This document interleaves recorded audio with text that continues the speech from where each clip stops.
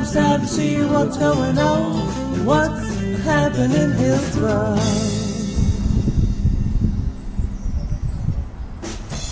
Hi, Will Baker here with another episode of What's Happening Hillsborough. Today we're up to Danville Airport with Hillsborough's finest, and with me today is the police chief, Mr. Dwayne Hampton. How you doing, Dwayne? Thank you so much for being with us today. Thank you. So they're doing some driver safety training up here, and if you don't mind, could you just tell us a little bit about what's taking place? Absolutely, Will. Thank you. We're out here today trying to provide some training to our officers. What we've got are a bunch of instructors who teach driving in a number of disciplines nationally.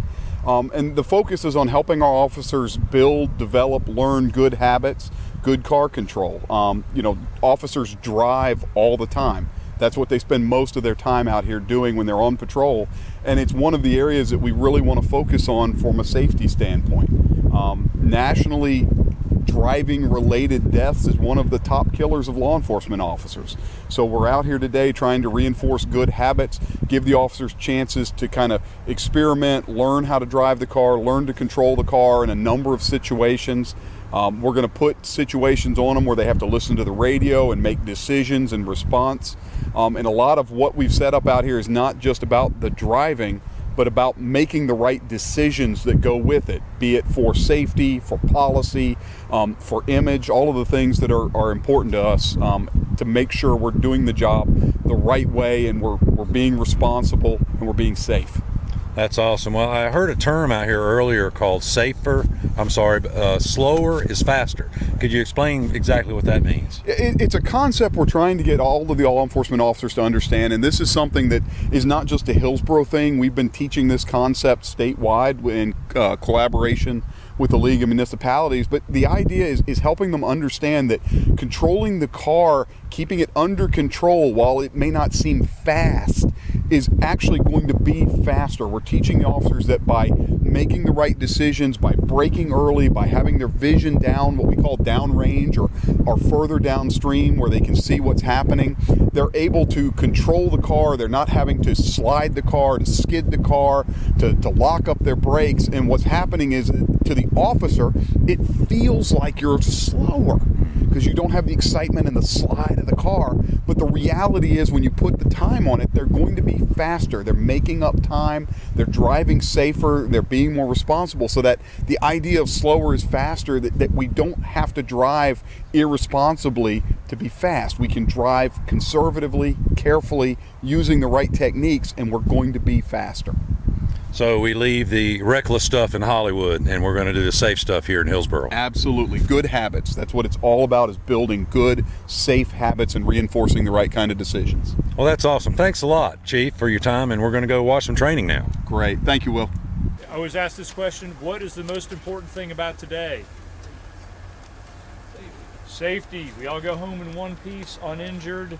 So I know everybody read through the safety rules, so I just want to hit some of the highlights on that again because they're so important. This morning, we want you to drive these cars as hard as you're comfortable doing it, because that's how you learn. We want you to understand what it feels like if you lock the brakes up, if the ESC or the ABS kicks in, and to make mistakes so you can learn to correct those. Plus it gets a little bit of adrenaline pumping. So we want to push you hard this morning. So drive hard, not stupid, but hard. And if this is the limit of the car, and if you're driving underneath it, the instructors over here are going to push you. They want to push you hard enough so you understand what's going on. The reason we want you to drive the car this morning at the limit is, in the real world, if you start feeling you're approaching the limit of the car, that means you're driving too hard and you don't have any room for error. So you need to know where the limit is to stay away from it in a real situation. If you're going way over the limit, then they're going to reel you back in a little bit.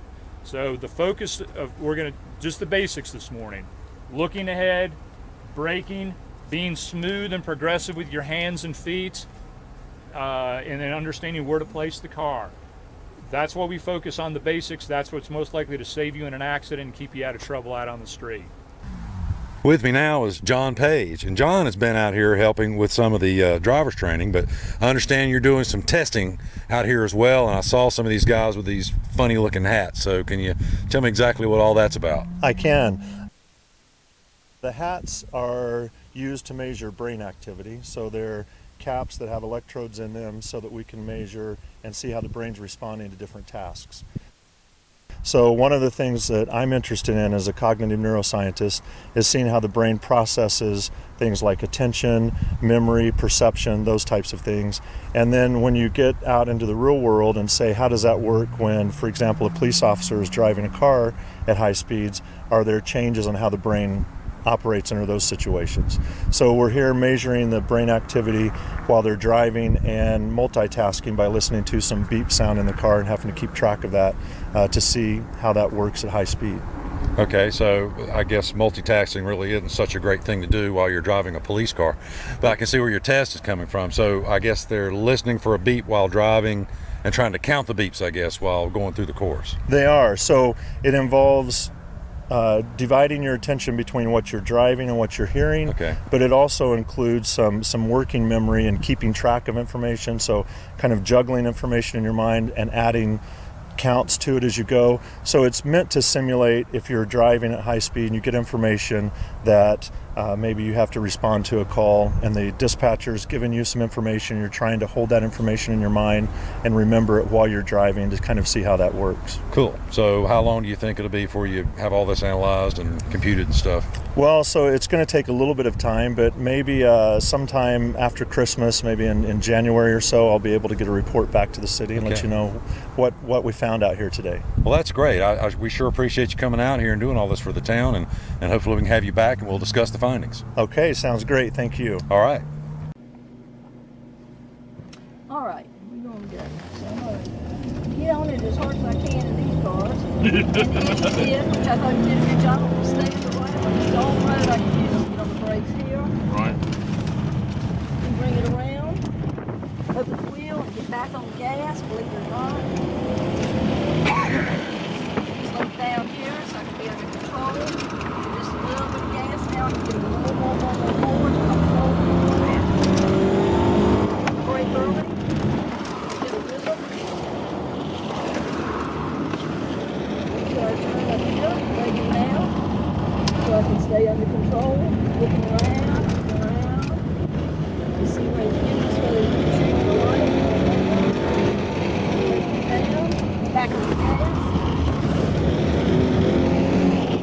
Brake in. Right. Gas. Gotta go. Slow and look. Good. Big one. Let's stay right. And then break it down really hard. So I can get in here. And get out of here. Trying to look ahead. I can see out of this car very well. On the gas. Stay to the left so I can get a brake it early. Back on the gas. One thing we don't say, and I think about it and I don't say it is, and he's probably said it in your classroom, is that you can certainly control the car better if you're giving it gas rather than brake, which is yet another reason you want to get your braking done early so you can get back on the gas, like especially when you come out of these tight spots right there. Because if you're still braking, you're just going to push right over those cones. Push through it, yeah.